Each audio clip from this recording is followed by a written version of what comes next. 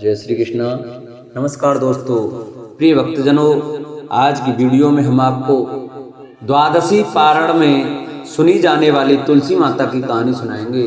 तो सभी भक्तजन हमारी तुलसी माता की कहानी को श्रद्धा भाव और प्रसन्न चित्त से सुने।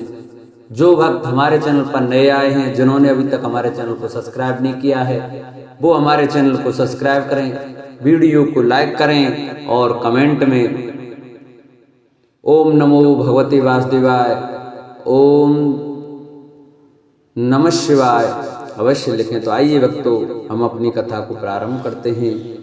एक बुढ़िया माई तुलसी को सींचती और कहती कि हे तुलसी माता, सत की दास्ता में मेरा बिड़ला सींचती हूं, मुझे बहू दे, पीताम्बर की धोती दे, मीठा मीठा घास दे, बैकुंठ में बास दे, चटक की चाल दे, पटक की मौत दे, चंदन का काठ दे, रानी सा राज दे, दाल भात का भोजन दे, 11 की मौत दे, कृष्ण जी का कंधा दे। तब तुलसी माता यह सुनकर सूखने लगी तो भगवान ने पूछा कि हे तुलसी, तुम क्यों सूख रही हो? तुलसी माता ने कहा कि एक बुढ़िया रोज आती है और यही बात कह जाती है, मैं सब बात तो पूरा कर दूंगी, लेकिन कृष्ण का कंधा कहां से लाऊंगी? तो भगवान बोले, जब वो मरेगी तो मैं अपना कंधा उसको दे आऊंगा। तो बुढ़िया माई से कह देना।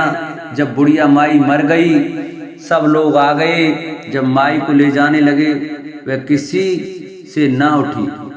तब भगवान ने एक 12 वर्ष के बालक का रूप धारण करके आए।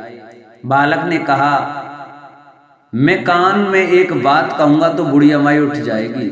बालक ने कान में कहा, बुढ़िया माई, मन की निकाल ले, पीताम्बर की धोती ले, मीठा मीठा घास दे, बैकुंठ का वास ले, चटक मटक की चाल ले, पटक की मौत ले, कृष्ण जी का कंधा ले। यह सुनकर बुढ़िया माई हल्की हो गई। भगवान ने कंधा दिया और बुढ़िया माई को मुक्ति मिल गई। हे तुलसी माता, जैसी बुढ़िया माई को मुक्ति दी, वैसी सबको देना। तुलसी जी से जुड़ी ये कथा बहुत प्रचलित है। श्रीमद् देवी भागवत पुराण में इनके अवतरण की दिव्य लीला कथा भी बनाई गई है। एक बार शिव ने अपने तेज को समुद्र में फेंक दिया था। उससे एक महातेजस्वी बालक ने जन्म लिया। यह बालक आगे चलकर जालंधर के नाम से पराक्रमी दैत्य राजा बना। इसकी राजधानी का नाम जालंधर नगरी था। दैत्यराज कालनेमी की कन्या वृंदा का विवाह जालंधर से हुआ। जालंधर महाराक्षस था। अपनी सत्ता के मद में चूर उसने माता लक्ष्मी को पाने की कामना से युद्ध किया, परंतु समुद्र से ही उत्पन्न होने के कारण माता लक्ष्मी ने उसे अपने भाई के रूप में स्वीकार किया। वहां से पराजित होकर वह देवी पार्वती को पाने की लालसा से कैलाश पर्वत पर गया। भगवान देवादिदेव शिव का ही रूप धारण कर माता पार्वती के समीप गया, परंतु मां ने अपने योग बल से उसे तुरंत पहचान लिया तथा वहां से अंतर्ध्यान हो गई। देवी पार्वती ने क्रुद्ध होकर सारा वृत्तांत भगवान विष्णु को सुनाया। जालंधर की पत्नी वृंदा अत्यंत पतिव्रता स्त्री थी। उसी के पतिव्रत धर्म की शक्ति से जालंधर न तो मारा जाता था और न ही पराजित होता था। इसलिए जालंधर का नाश करने के लिए वृंदा के पतिव्रत धर्म को भंग करना बहुत जरूरी था।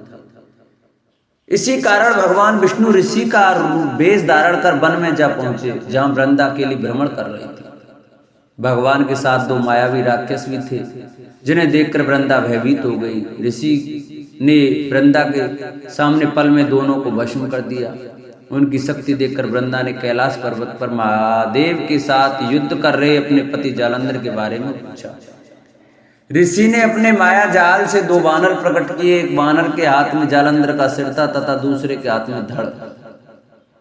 अपने पति की यह दशा देखकर वृंदा मूर्छित होकर गिर पड़ी।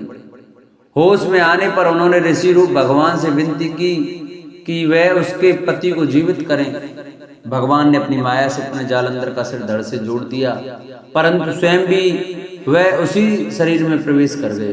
वृंदा को इस छल का जरा आवास न हुआ। जालंधर बने भगवान के साथ वृंदा पतिव्रता का व्यवहार करने लगी, जिससे उसका सतीत्व भंग हो गया। ऐसा होते ही वृंदा का पति जालंधर युद्ध में हार गया। इस सारी लीला का जब वृंदा को पता चला तो उसने क्रुद्ध होकर भगवान विष्णु को शिला होने का शाप दे दिया तथा स्वयं सती हो गई। जहां वृंदा भस्म हुई वहां तुलसी का पौधा होगा।